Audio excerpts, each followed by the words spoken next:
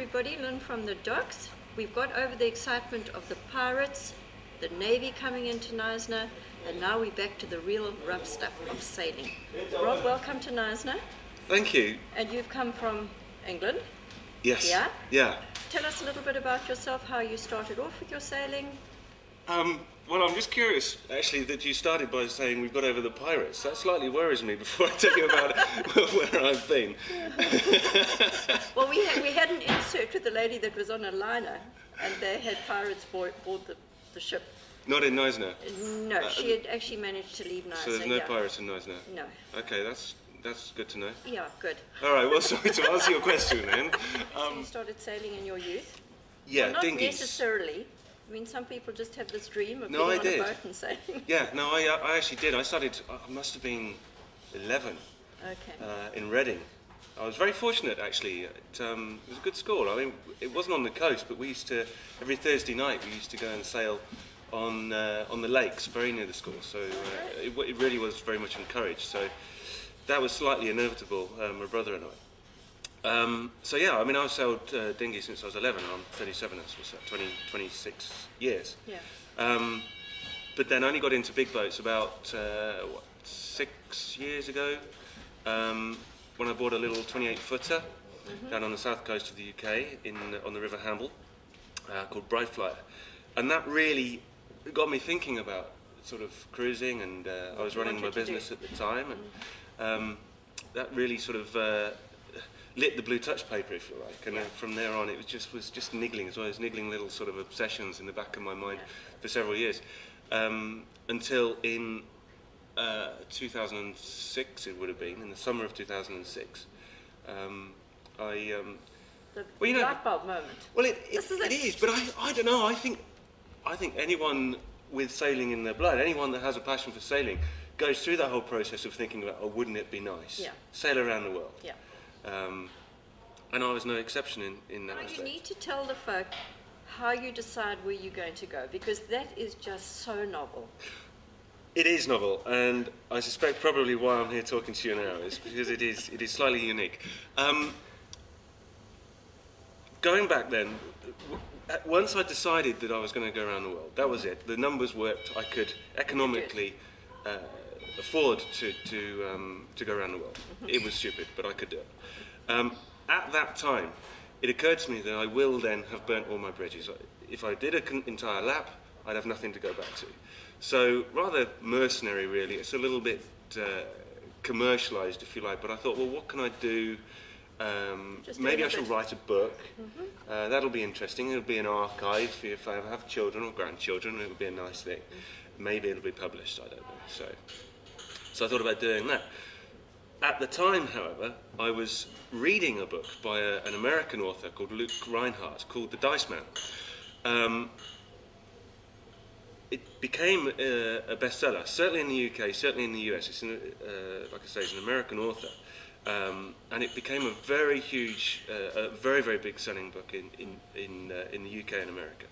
And something of a cult following. It's about this guy. It was written by Luke Reinhardt about a character called Luke Reinhardt, which is why a lot of people thought at the time it was a work of biography. And in actual fact, it's not, but it is slightly controversial, and it was banned back in 1970 when it was written for its content. But it is a very thought-provoking book about this chap, Luke, who lives his life entirely by throwing the dice. Everyday decisions, large, small, some, like I say, very controversial. Yeah, and that was it. I was thinking, well, that's the gimmick. That's going to be an element of randomness. Relieves me of any passage planning responsibility whatsoever.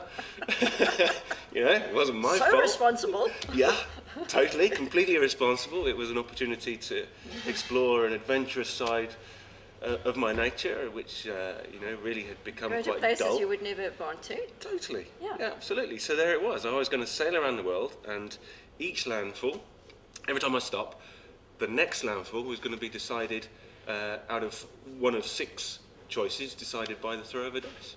But what I need to know, before we go any further, the throwing of the dice, where has it actually taken you to? Where have you stopped through the throwing of the dice? Well, chronologically, from Portsmouth in the UK, I went to La Vigne or Arcachon in France, in the west coast of the Biscay coast of France. Very short hop then down to Bayonne in the Basque regions, Spain. Then down to Portugal.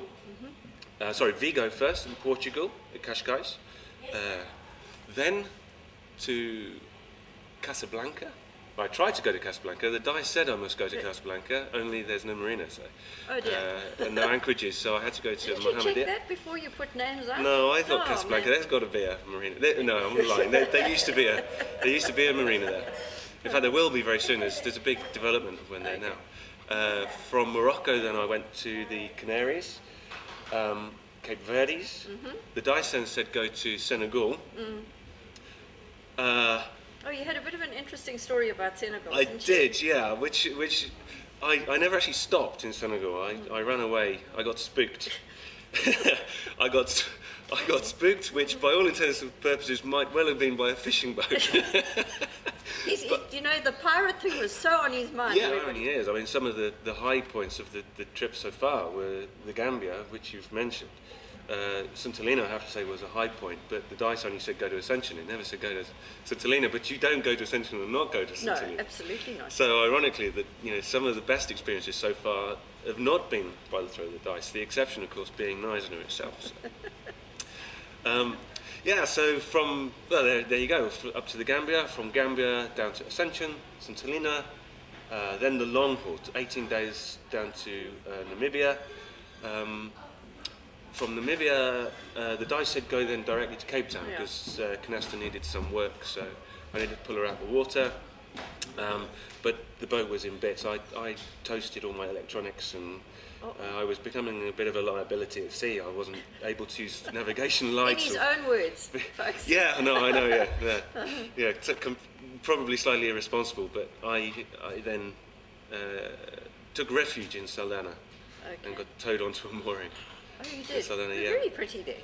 It's beautiful. Yeah. Well, Saldanha's nice. So the people there are astonishing. Very friendly. The yacht club there is Very friendly, yeah. so nice. But thank you very, very much and enjoy your stay in Nyasa. You're very welcome. Thank Great you. talking to you. Cheers.